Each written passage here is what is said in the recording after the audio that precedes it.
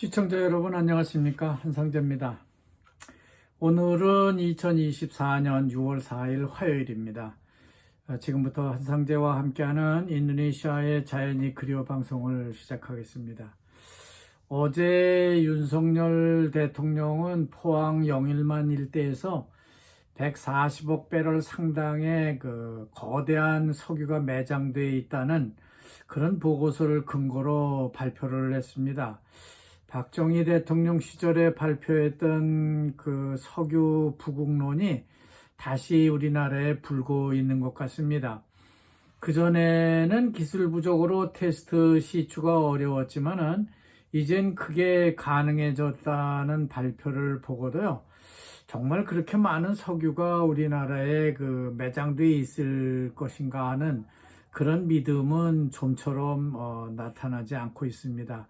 저만 그런 건지 알 수 없습니다만 하여간 참 믿어지지가 않는 말이 아닐 수 없습니다. 하여간 오는 2027년부터 다시 테스트 시추를 한다고 하니까 우리는 그저 지켜볼 일입니다. 제발 석유가 콸콸 쏟아져서 대한민국이라는 나라가 부자가 됐으면 좋겠습니다.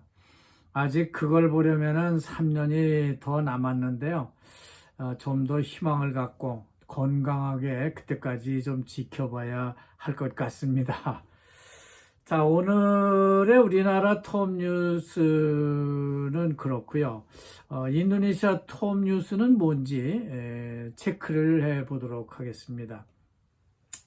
오늘의 톱 뉴스는요, 어제 톱 뉴스와는 정반대 뉴스가 나왔습니다.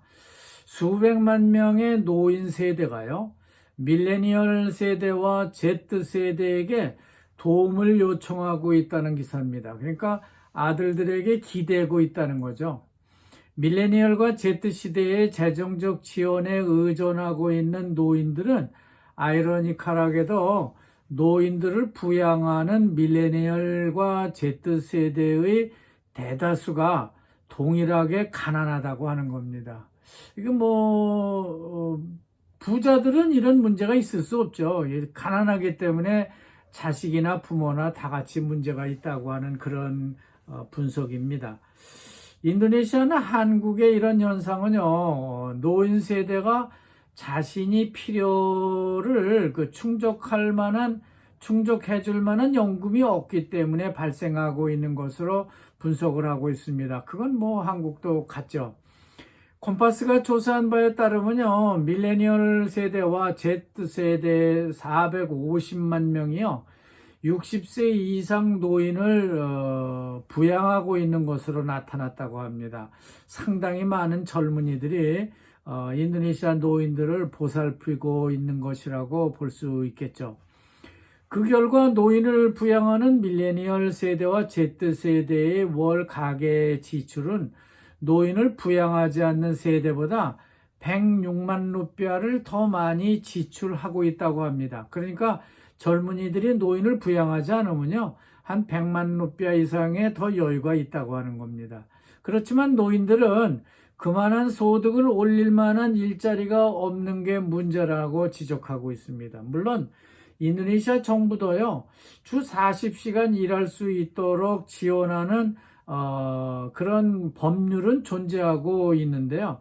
그건 형식적으로 존재하는 법일 뿐 그저 유명무실하던 그런 규정이다라고 말하고 있습니다.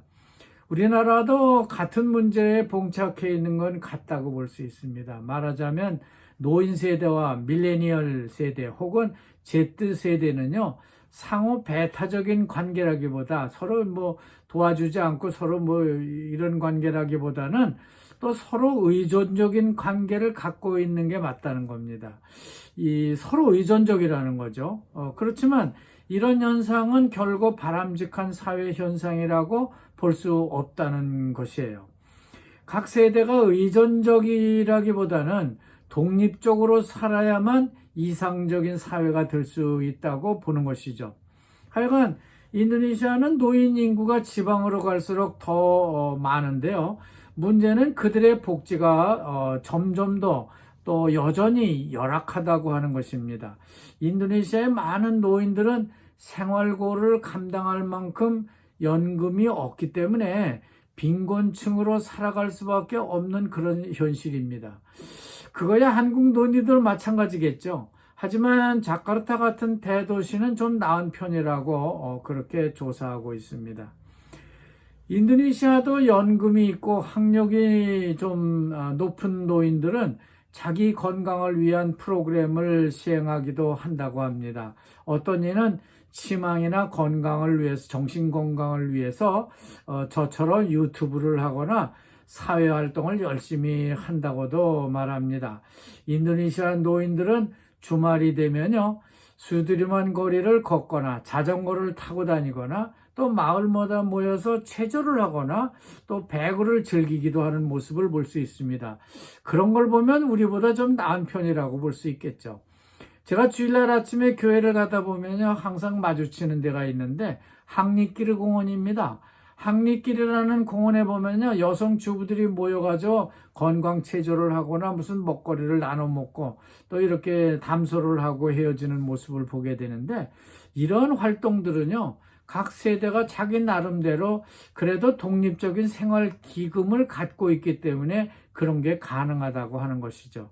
만약 이들이 아들이라든지 손자에게 돈을 타서 쓰는 노인들이라면 그런 일은 엄두도 낼 수 없다고 하는 겁니다. 따라서 노년기의 일상생활에 필요한 금융위기가 발생하지 않도록 젊은이들은 노자금을 미리미리 준비해야 될 것이라고 권고하고 있습니다. 당연한 말이죠. 그러나 대다수의 그 밀레니얼과 Z세대는요, 자기가 쓰고 남은 그 소득분을 지출을 하게 되면은 재정 상황이 점점 더 악화될 수 있기 때문에 부모에게다 이렇게 돈을 좀 여유 있게 준다든지 하는 것은 망설일 수밖에 없다고 하는 것이 현실이라고 하는 거죠. 너무 또 이것도 당연해요. 어쨌든 이처럼 신문이 그 조사한 저널리즘을 보면요, 인도네시아의 노인 세대와 밀레니얼 세대 그리고 Z 세대에게는 큰 충격이 아닐 수 없을 겁니다. 하지만 정부로서도요, 무슨 대책은 있어야 할 것 같은데 그런 거는 보여지지 않고 있다고 합니다. 무슨 대책이 있겠습니까? 대책이라고 하는 것이 그래도 권고사항은 나와야 할 것 같은데 아마 내일쯤은 그런 기사가 나오지 않을까, 그런 기대가 됩니다. 자, 그리고 오늘 신문은요, 이카엔, 그러니까 누산따라 신수도 관리를 맡아왔던 밤방 수잔또노하고 도니 라하조 부단장이 사임을 했다, 그러니까 사표를 냈다는 뉴스가 보도되고 있습니다. 그리고 신수도 건설을 맡은 공공사업부 바스키 장관과 이들이 앉아서 대화하는 모습이 사진으로 보도가 되고 있습니다. 잘 가라, 그동안 수고했다, 하는 얘기겠죠. 일단 반방은 사임을 했다고 하지만은 조코위 대통령은 그들을 대통령 직속기구에다 두고요, 누산따라 투자유치 내지는 그 개발에 도움을 줄 수 있는 그런 임무를 맡기려고 하는 모양입니다.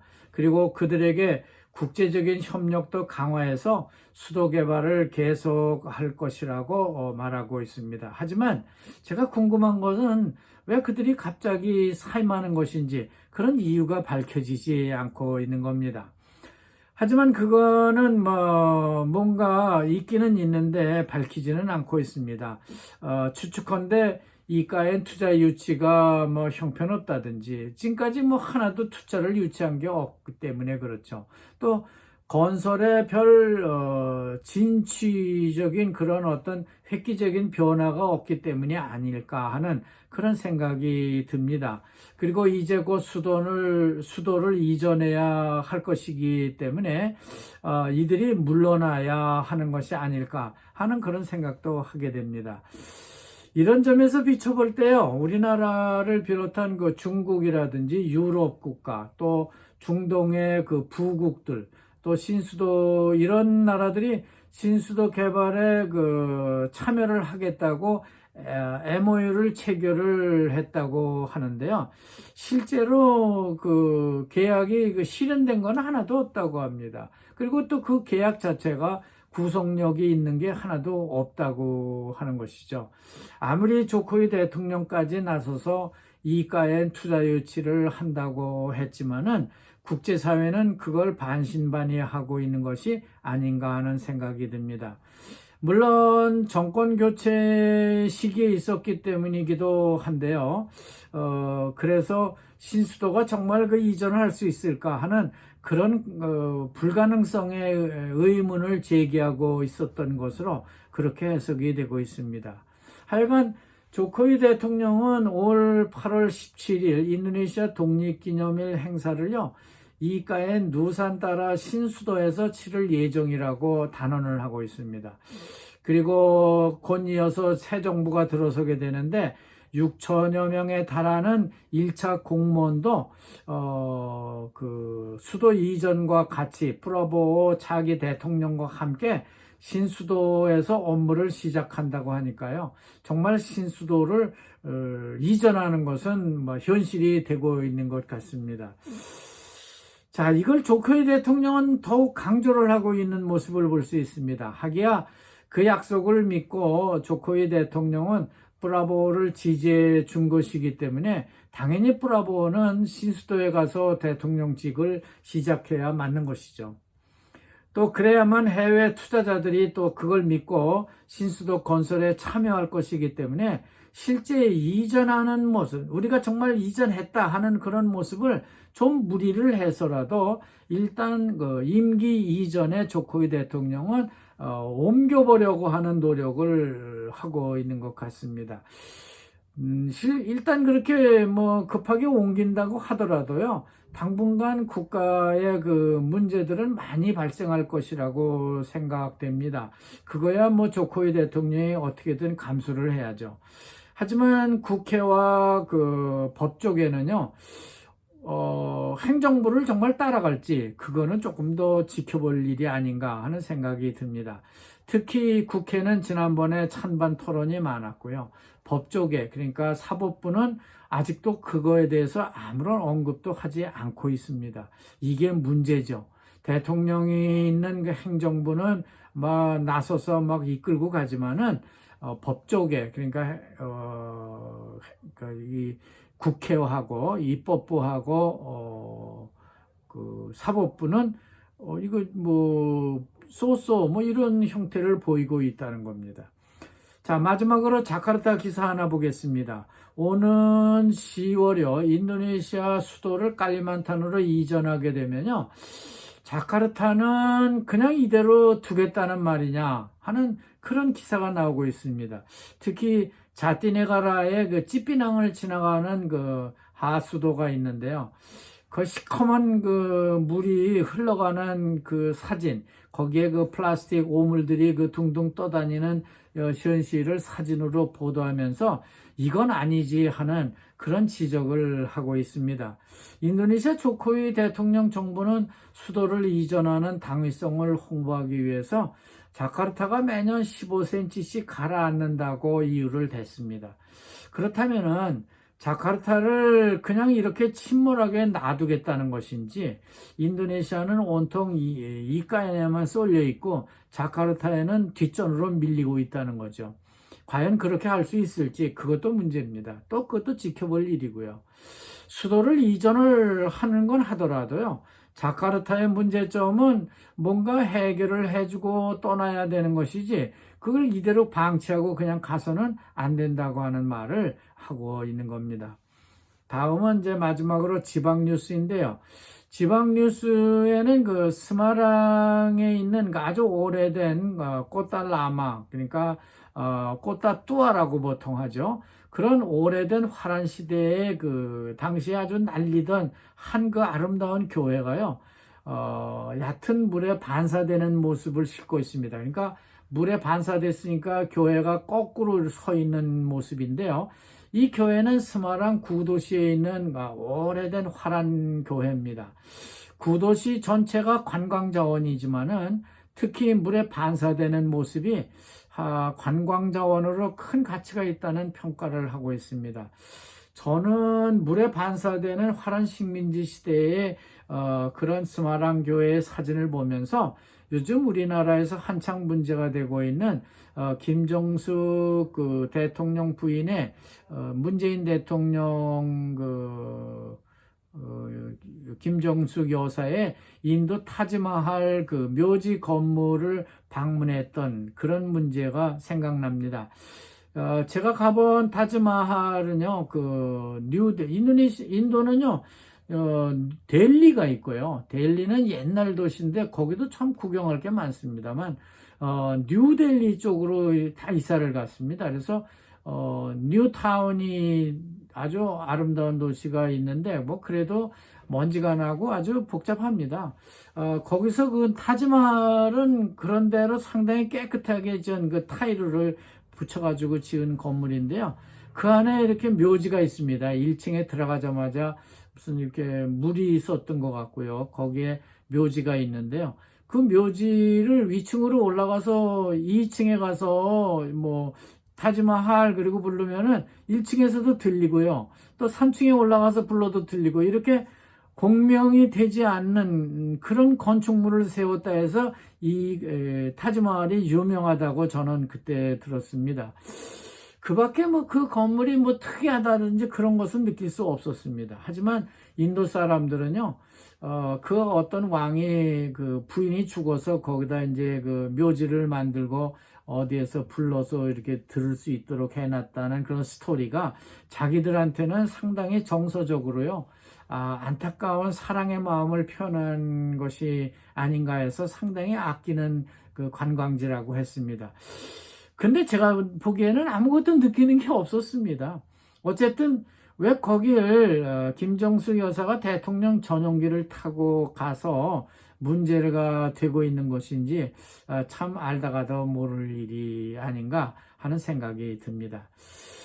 오늘 저는 아침 일찍 인삼의 고장인 금산을 다녀왔습니다. 제가 가본 그 중부대학은요, 아주 주변 환경이 참 좋았습니다. 마치 관악산의 그 서울대학 같은 그런 모습을 가지고 있었는데, 면적은 작지만 상당히 아름다운 대학이었습니다. 근데 제가 거기서 놀라운 것은 그 대학교에 외국인 학생들이 무려 1,500명이나 유학을 하고 있다는 것이었습니다. 주로 중국과 베트남, 네팔, 카자흐스탄 학생들이라고 하는데 이상한 것은 인도네시아 학생들이 하나도 없다는 것이었습니다. 하여간 저는 그 베트남에서 온 그 여학생들이 한 20여 명이 그 기숙사에 이제 와서 가방을 들고 와가지고 배치받는 모습을 봤는데 그 모습을 보고 미팅을 다 마치고 저는 수원으로 올라왔습니다. 내일 아침 강남역에 가서 다른 대학 교수들과 다시 만나서 이제 다른 미팅을 하고 다시 그 상주로 내려갈 예정입니다. 어쨌든 오늘은 유튜브 녹화 장비도 변변히 갖추지 못하고 왔기 때문에 뭐 좀 하루 쉴까 했는데 그래도 오늘 영상은 여기서 마무리하고 마치겠습니다. 여러분 대단히 감사합니다.